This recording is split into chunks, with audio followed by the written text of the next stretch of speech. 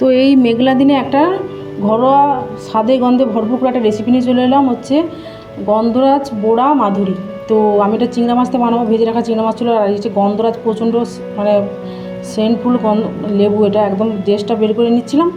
একদম সাদা অংশ নিতে যাবে না, তেতো হয়ে যাবে। উপরে সবুজ অংশটা নিলাম আর লেবুটাকে কেটে নিলাম, কাটাটা দেখালাম না, রসটাকে ছেঁকে নিচে দানাটা আমার মধ্যে না পড়ে।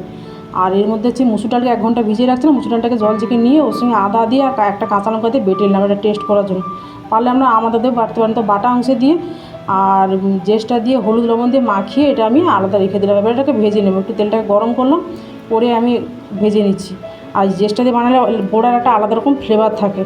তো একটু প্রথম থেকে শেষ পর্যন্ত দেখতে থাকুন, ভিডিওটা ভালো লাগবে। ঘরোয়া প্রসেসে যদি বানান। তো বলতে বলতে বোড়াগুলো ভাজা হয়ে গেছে।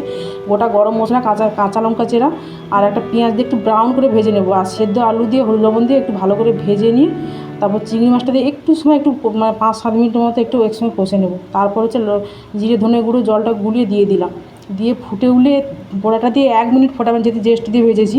তারপর গ্যাসটাকে অফ করে লেমন জুসটা দিয়ে 5 মিনিট স্ট্যান্ডিং টাইমে রাখবো। তারপর লেবু জুস দিয়ে ফোটাতে যাবে না, তারপর গরম গরম ভাতে জমিয়ে খেয়ে দেবেন।